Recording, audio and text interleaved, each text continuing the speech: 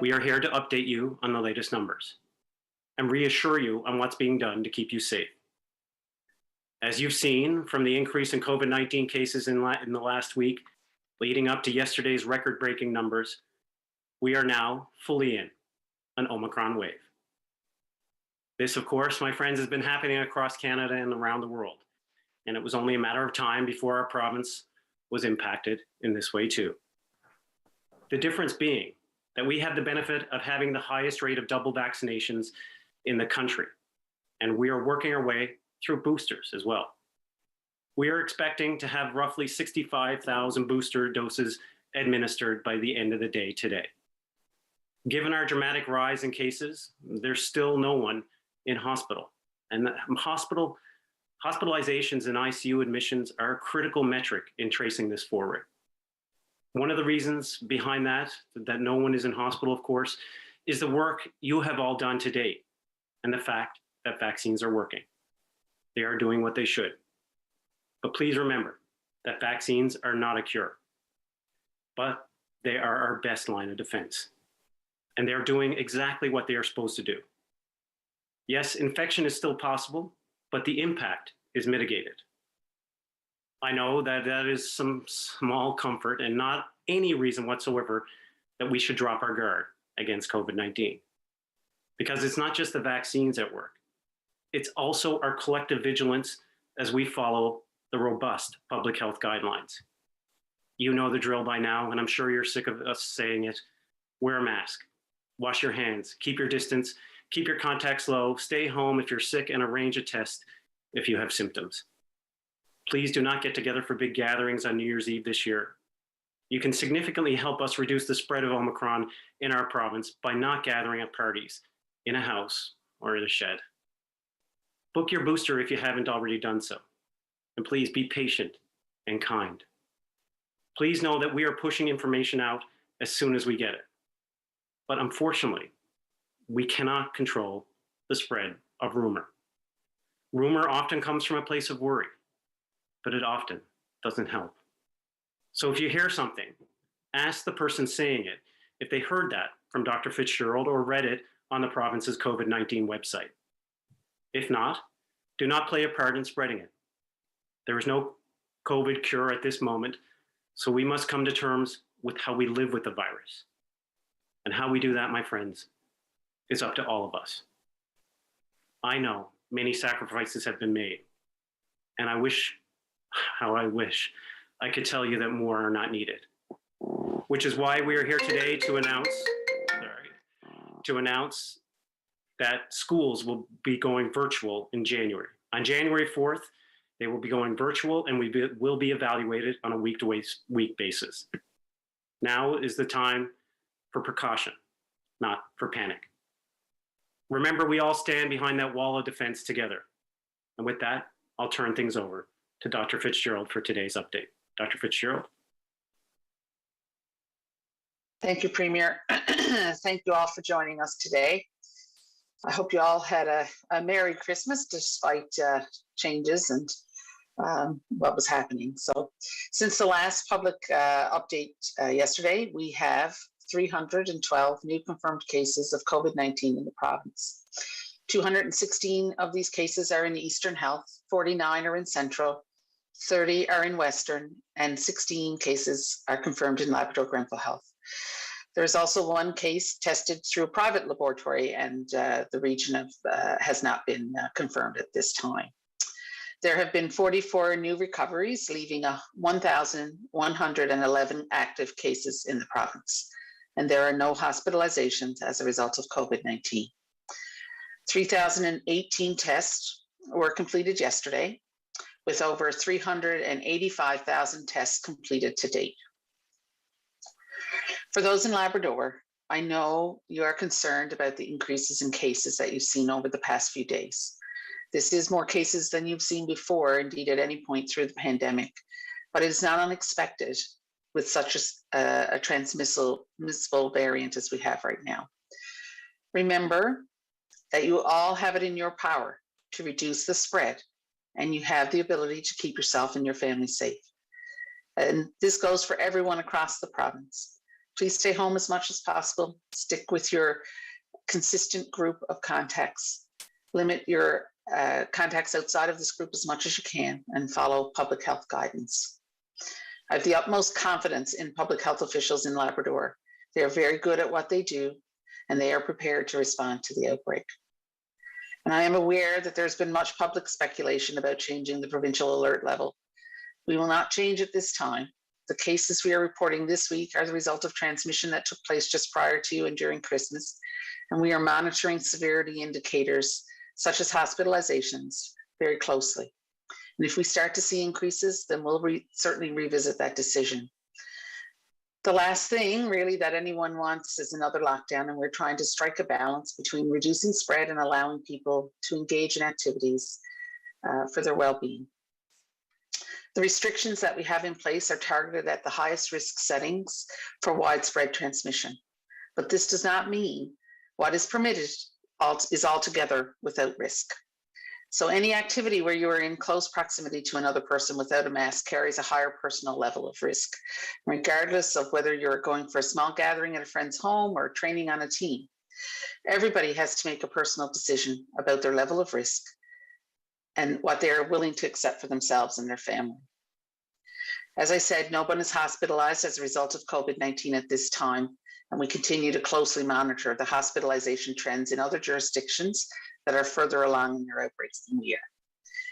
And it appears that severe illness may lag behind a surge in cases by a week or more, so we continue to tread carefully.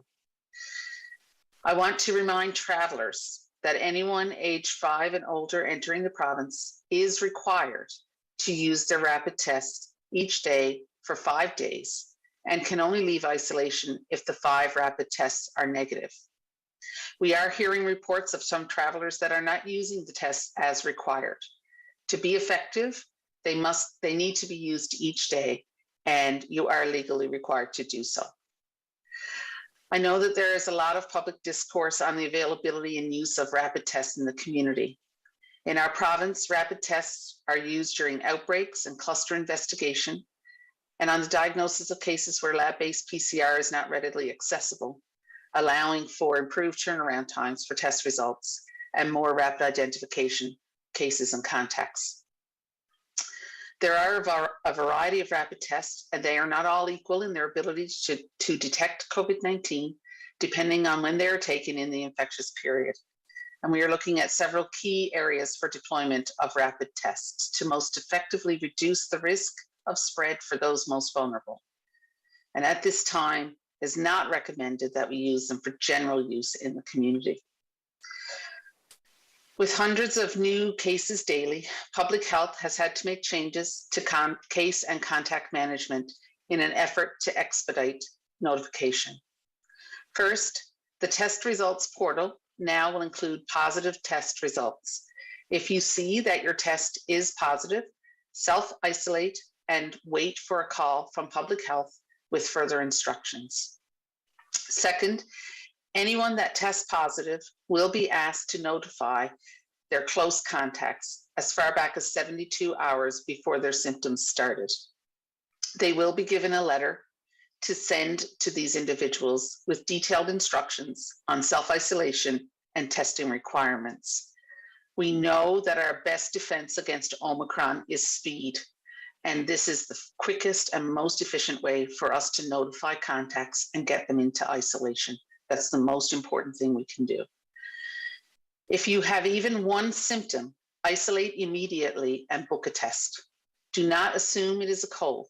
It is impossible to distinguish between COVID and a head cold without a PCR test.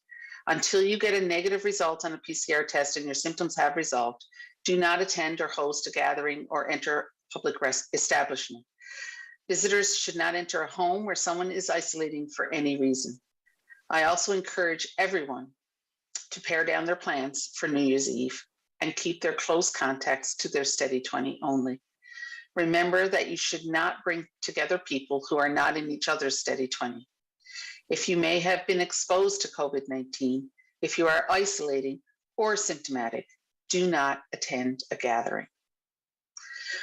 Barring any unexpected developments, this will be our last briefing for the year, and I hope as we close the book on 2021, that there will be brighter days ahead for all of us in 2022.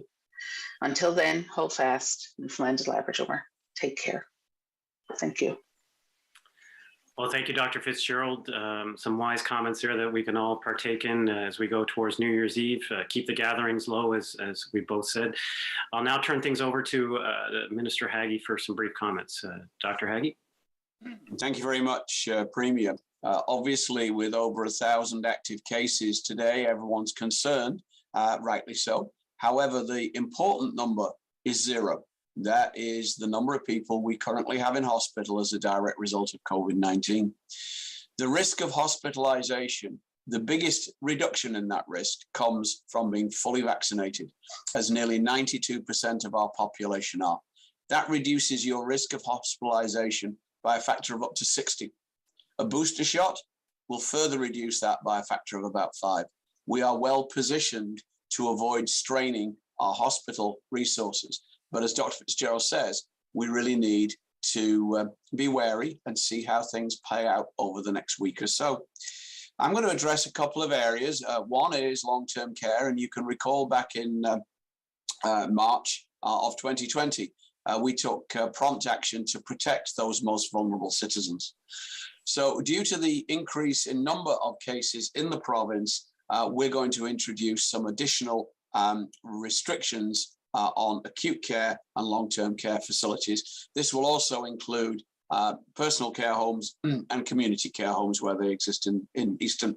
For the next 2 weeks, visiting will be limited to one designated essential person. The designation of essential is one made by the care team in conjunction with the family and required for physical or emotional support. They'll provide assistance with mobility and these kind of things. It is unfortunate we have to do this at the holiday season, but our prime concern has to be the safety of residents within these facilities. There will, however, be no change to the current relaxations, adaptations for end-of-life visitation or for support for obstetric patients. In addition to visitor restrictions, there will be no more day passes from facilities for the next 2 weeks, except in the most extenuating of circumstances. These measures will be reassessed in a fortnight's time, depending on the epidemiology. We may be able to change them and we may not. We'll have these detailed restrictions up on the website by the end of the day.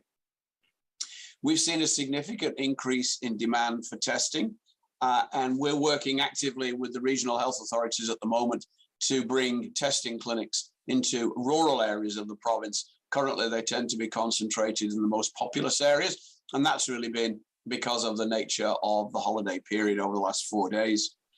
In Labrador specifically, there have been concerns. We have rapid testing ID now, which is a PCR-based test in each of the coastal clinics. They have and are being resupplied with testing kits today. Nain got very low yesterday, but had been able to complete all the testing that was required. They'll be getting another 240 kits, probably already have them by now, for the PCR, as well as 75 ID now. Natwashish is getting another 100 PCR kits and 50 rapid ID now. There are 10,000 more PCR kits going into Happy Valley Goose Bay for onward distribution and 360 gene expert kits. The supply is there. Weather permitting, we will be distributing them as rapidly and as needed. These tests do expire, so it's important that we use them prudently. Vaccine, we've had an excellent uptake with vaccine, and I'd like to take this opportunity to thank the media who have taken the time over the holiday period to transmit on our government and RHA appointments and bulletins.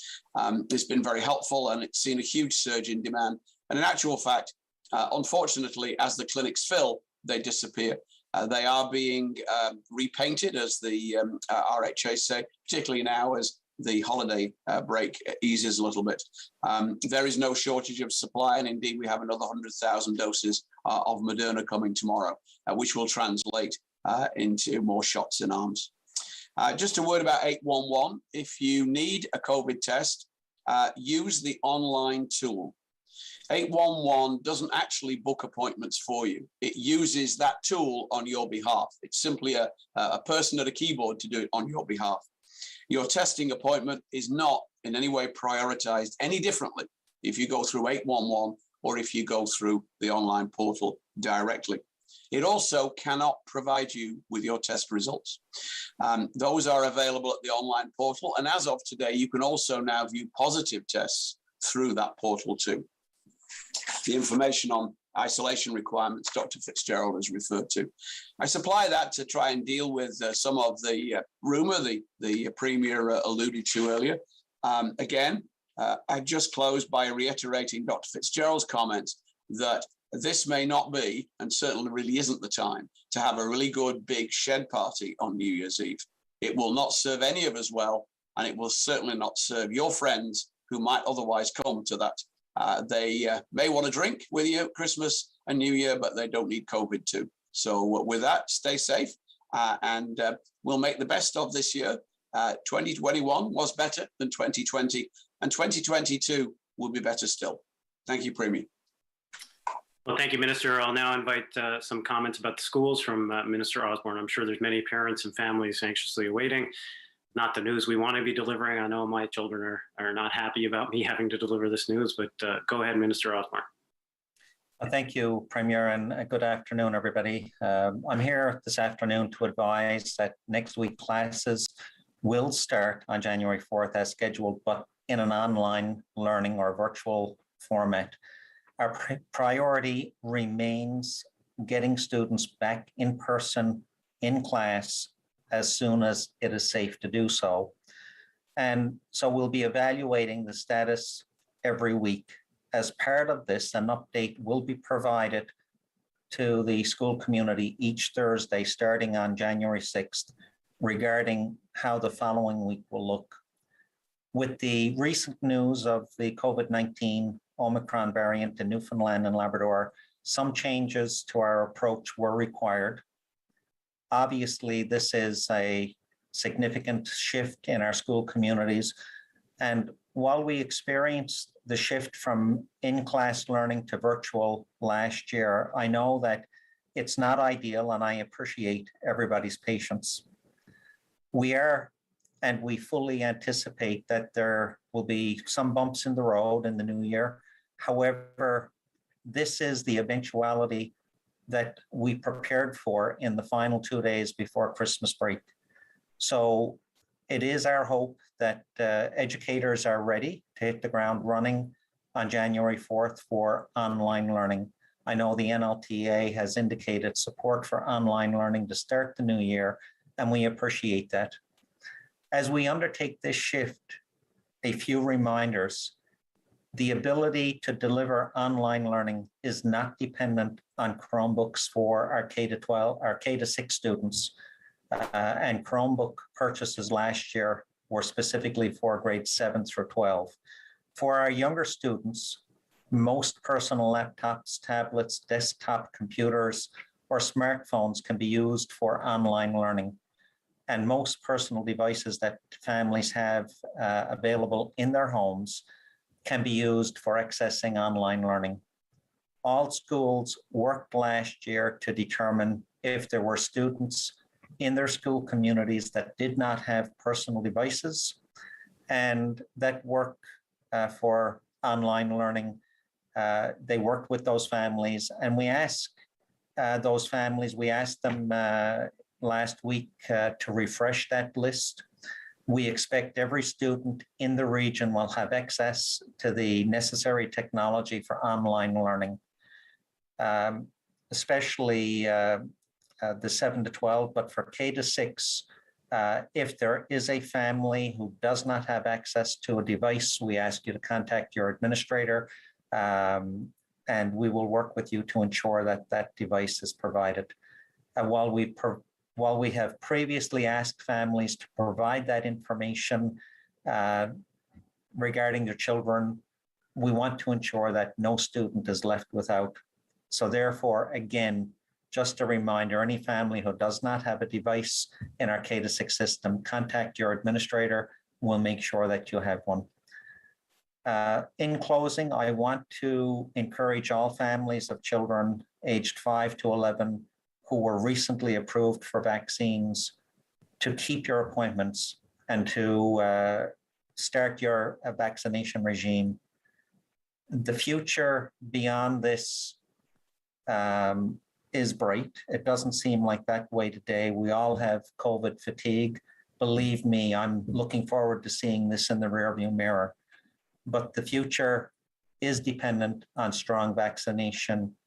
And we ask everybody, especially those ages 5 to 12 who haven't yet received their vaccination, to make sure you set up an appointment.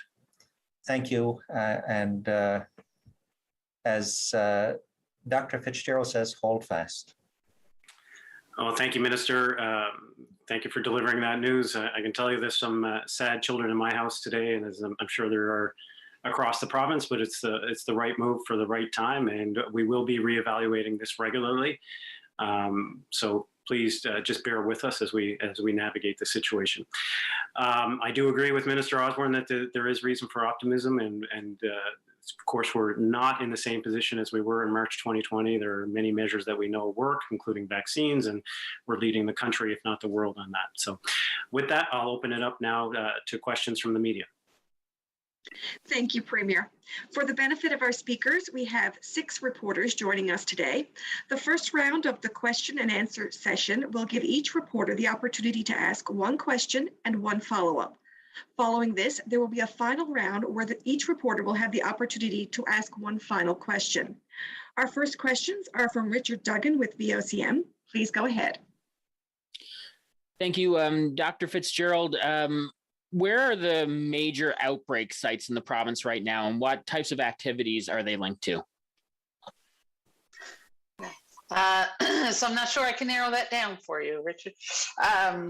We're seeing outbreaks pretty well across the province.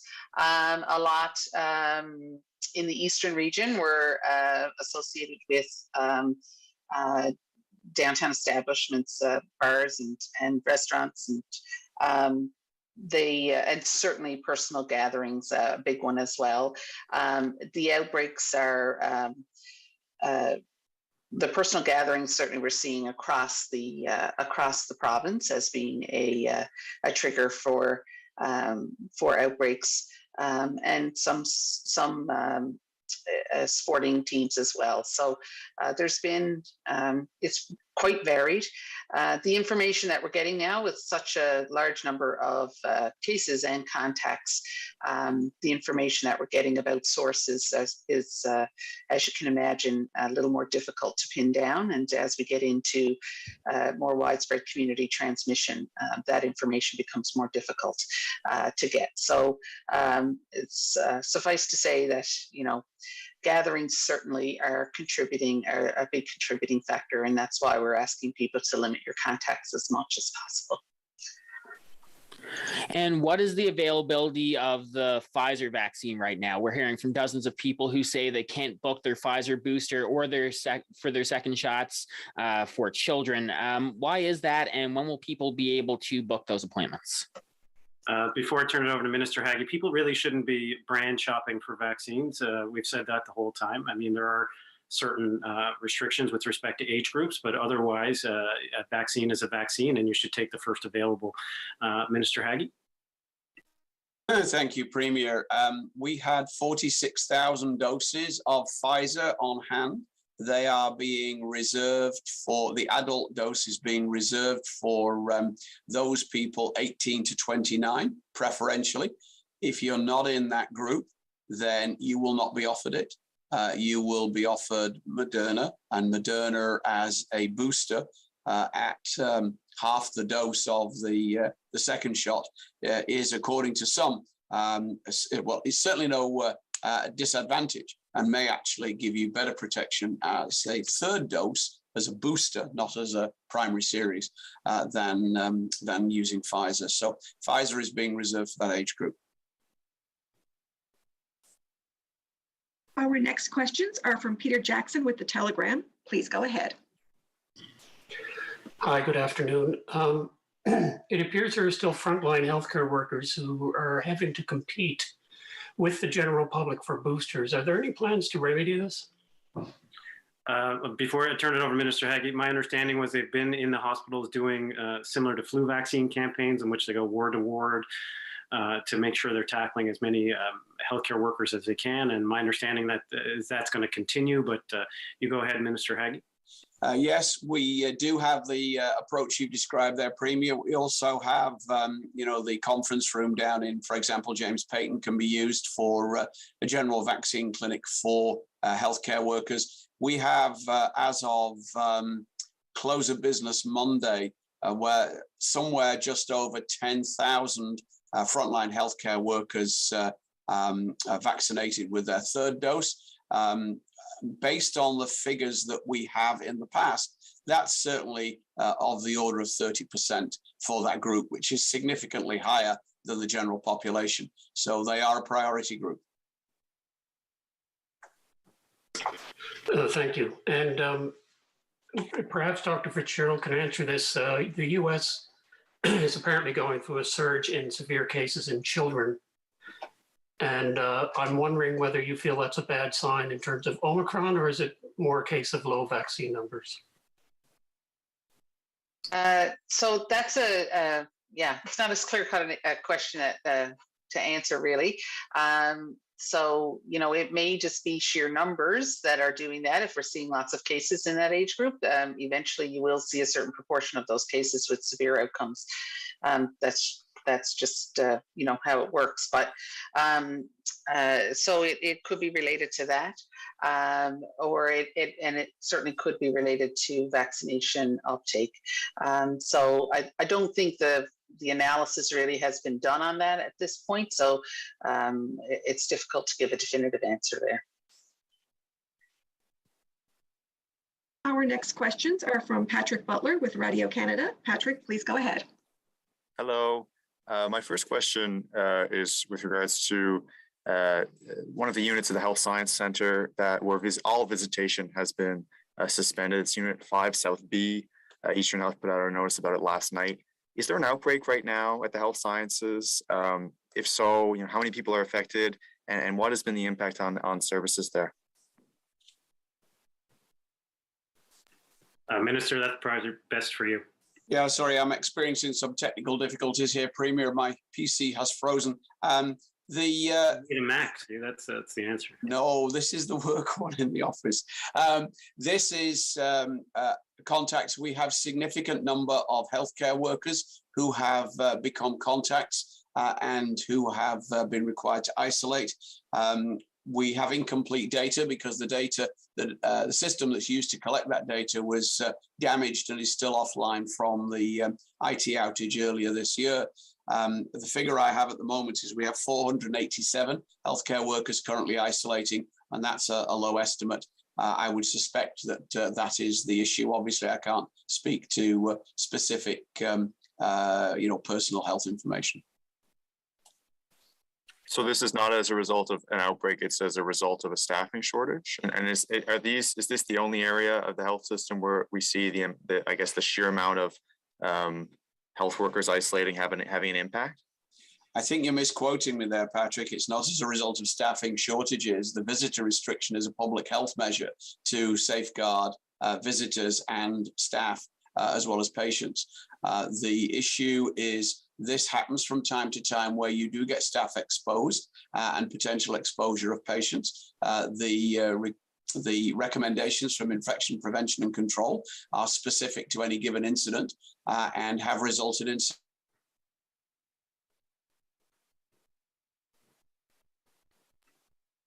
I think we lost you there, Minister, or is it just me? No, I think we did. Patrick, I think what what Minister Haggie was trying to finish with was that each hospital has their IPAC team, and they make evaluations on individual situations for the safety of staff and patients alike, and it would not be abnormal to have precautions in place as it pertains to specific situations. With respect to, I think you said 5 South B, certainly we can get details for that as they become more available from the IPAC team.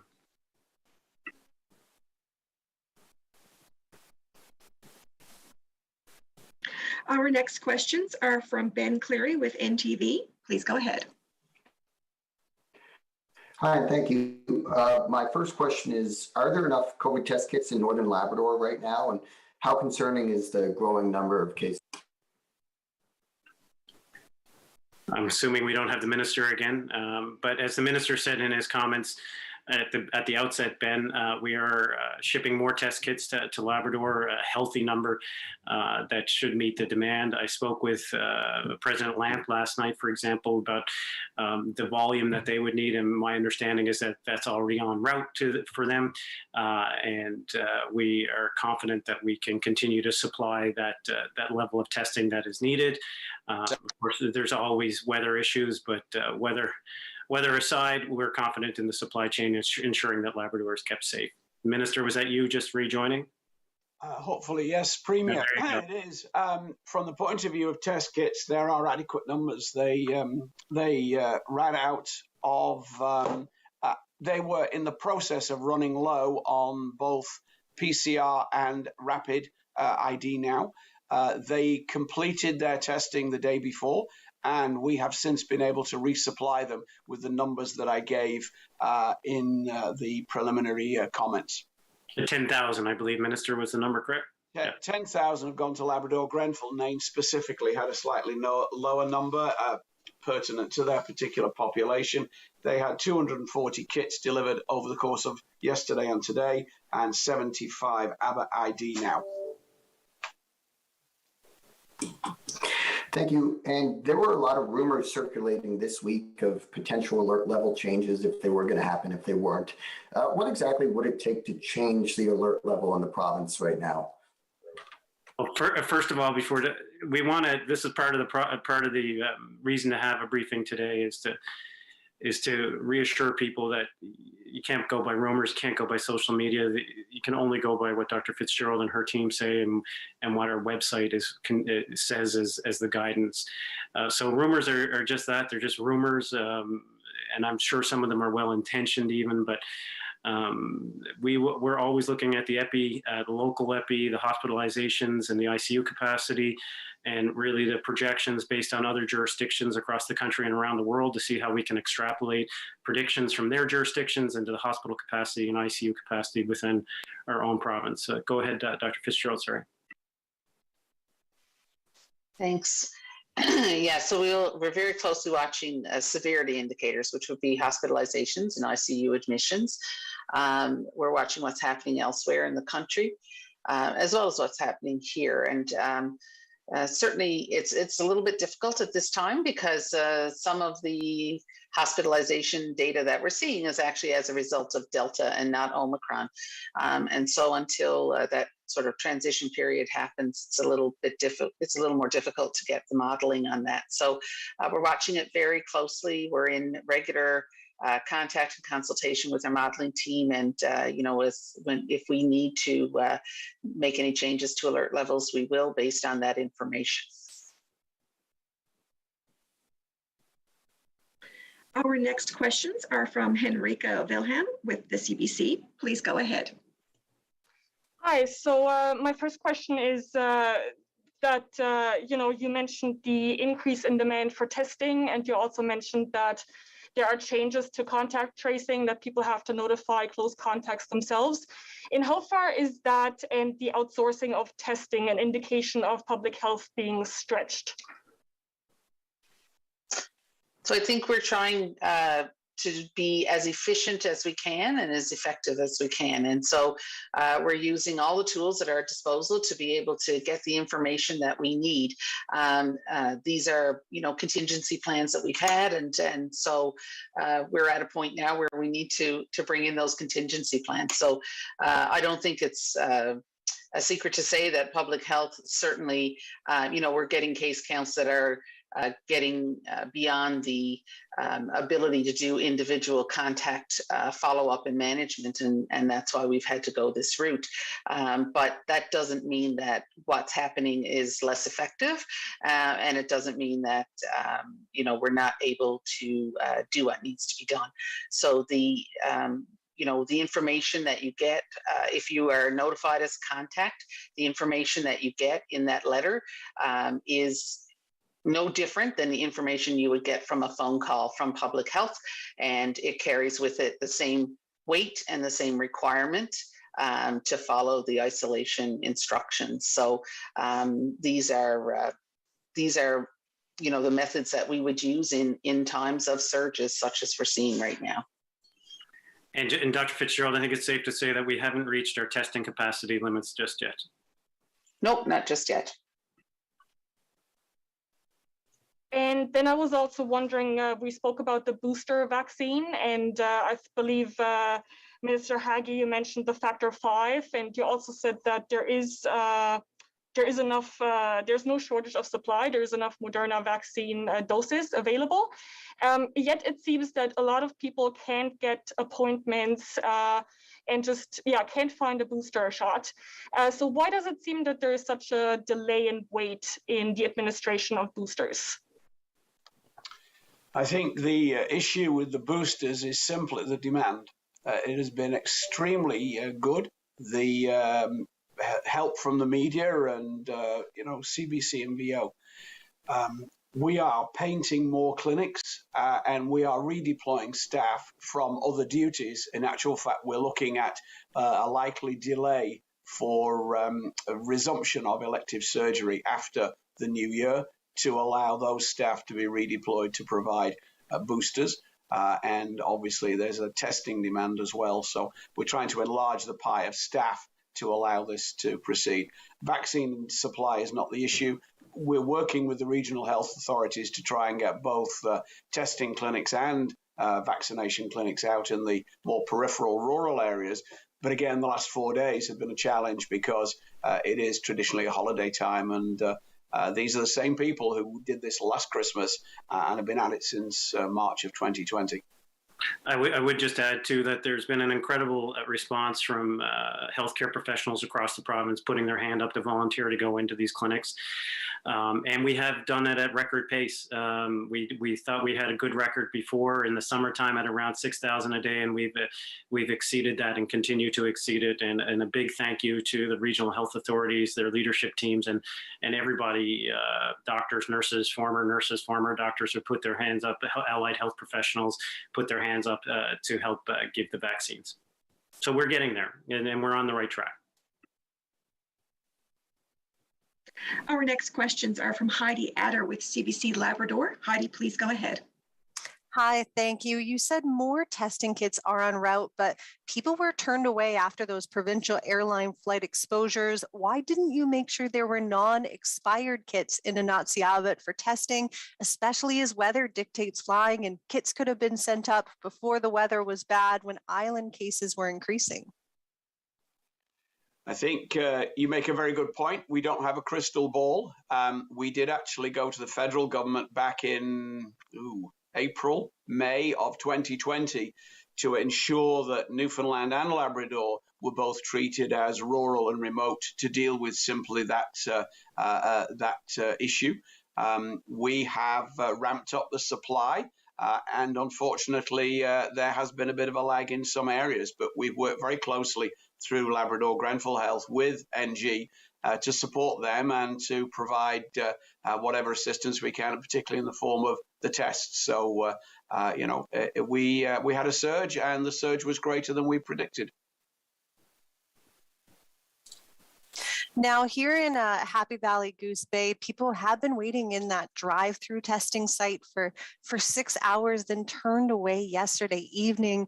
Why has this been happening instead of having longer testing hours like you do in St. John's or other places on the island? My indication from Labrador Grenfell is that is to a staffing issue. This is the same people who are involved in contact tracing and in vaccinations. So again, it's been a challenge for Labrador Grenfell. over the holiday period when nurses and healthcare providers who are not scheduled to work are looking for time with their families. As the Premier said, volunteers have stepped forward, but the demand is significant and they're working their way through it. I will now go back through each reporter to see if you have one final question. Richard Duggan with VOCM, do you have a final question? Yes, I do. It was said at the start of this briefing that we're currently in the middle of an Omicron wave, but of course, the Delta variant is still in our midst. Do we know how many of our current cases are Delta versus Omicron? So right now, very few of our cases are Delta. The vast majority are Omicron. We had some Delta that were, there was an outbreak in Western that was going on just as Omicron started to become more prominent, and we have seen a scattered few travel cases that are related to Delta, but the vast majority right now are Omicron. Peter Jackson with the Telegram, do you have a final question? Yes, I do, thanks. I'm wondering whether COVID alert codes are still being issued to people who test positive, or have we basically abandoned that route? The federal government gave up on COVID alert apps some time ago, several months before Christmas, in actual fact. They've stopped supporting it, and they've stopped updating their dashboard.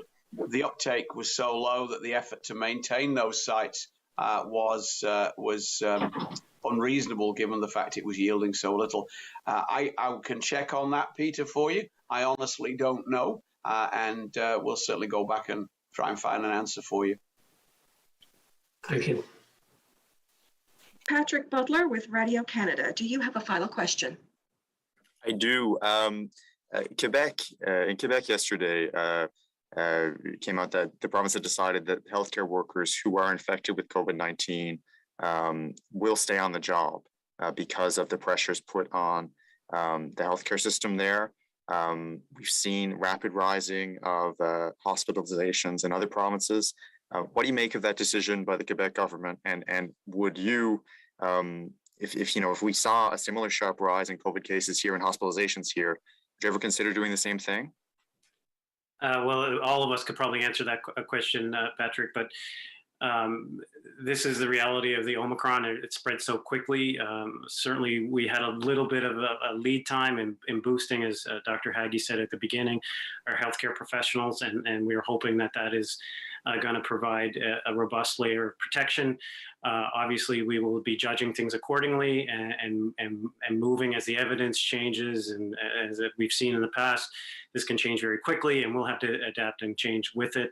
But right now, that there is a healthcare worker protocol in place. If you're a close contact or if you have tested positive, it's not our intention to change it at this particular moment in time.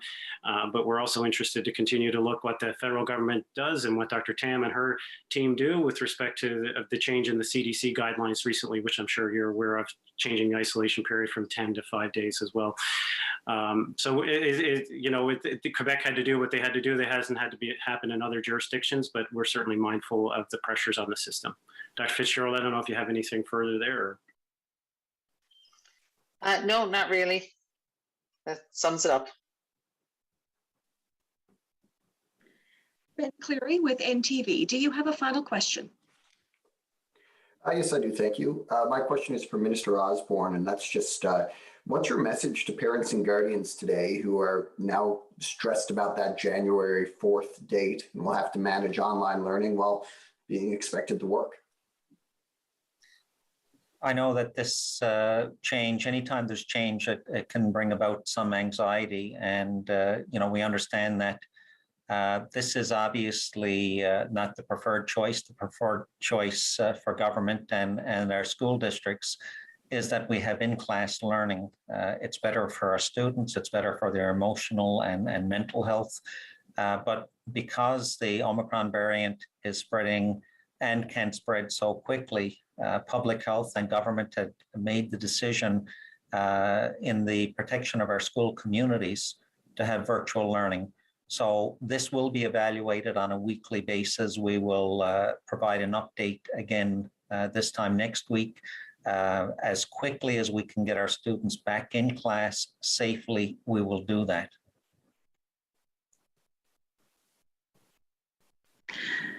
Enrica Wilhelm from the CBC, do you have a final question? I do, thank you. So I just wanted to ask again about the gatherings over New Year's, especially now. I know you said just because something is permitted, it's not necessarily risk-free. 19 people can still gather over New Year's. How concerned are you that this is the perfect environment for more spread of COVID-19? So with regard to this variant, I think any, if you're getting together with people, there is that potential for spread. And we're not saying that gatherings should be up to 20. We're saying that you should stick within your consistent 20 contacts. So your gatherings should really be as small as possible.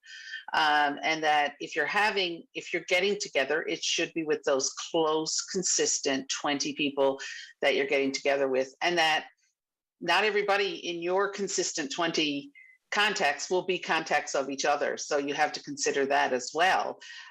Certainly we encourage gatherings to be as small as possible, and that, you practice all those same measures that we've talked about all along, that you don't go if you're sick or if you're isolating for any reason, that you make sure you wash your hands well. You can still wear a mask if you're in mixed company. All of those things can still help to prevent the transmission of COVID in those situations. Heidi Adder of CBC Labrador, do you have a final question? Yes, thank you. Coming back to Labrador for a moment, how long does it take to get test results back to people in Labrador versus the rest of the province? As people in Maine, for example, are waiting to find out if they're positive, or there's hundreds at the local drive-through testing site. How long are they waiting to hear back if they're positive or not? I can't So give you... Sorry, Janice. Sorry. So if they're getting a rapid test, they'll know in a very short period of time if their rapid test is positive and what we're calling a presumptive positive, so that they will get very quickly.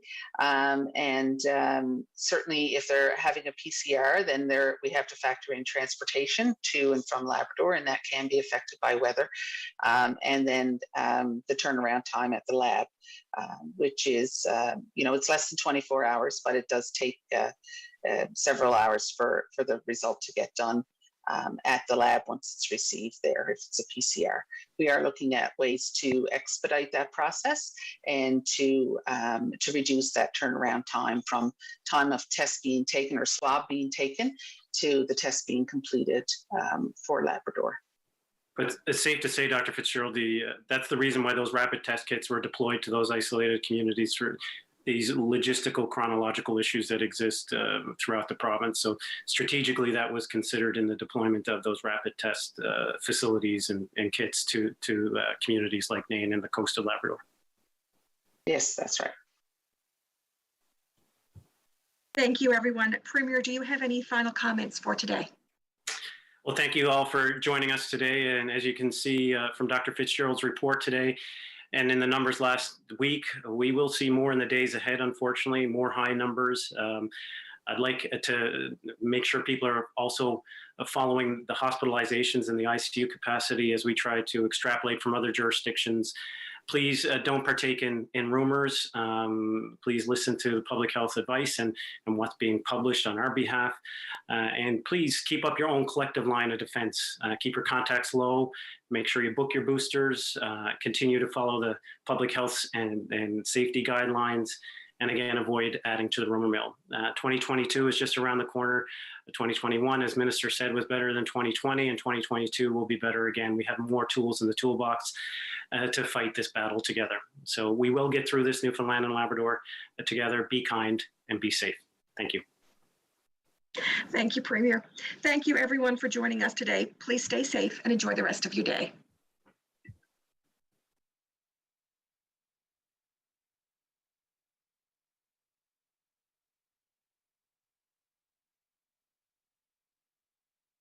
Due to the length of the preceding program, we now join the regularly scheduled program already in progress. Supports within the community, so oftentimes we will refer people to other organizations, to the health authorities to find support. And on top of the warm line, we offer one-on-one sessions for our peers. We do groups, we do family groups, we do wellness workshops, so that there's a variety of ways people can find care as they're journeying through their recovery process. Okay, so what can someone expect when they reach out to Channel for the first time? The first thing they can expect is a listening ear. You know, I've got a psychologist, I've got a GP, I've got people who are part of my healthcare team, and oftentimes when I'm going to them, I'm looking for advice. I'm looking for a solution. But one of the foundational aspects of lived experience and peer support is that we have our own answers.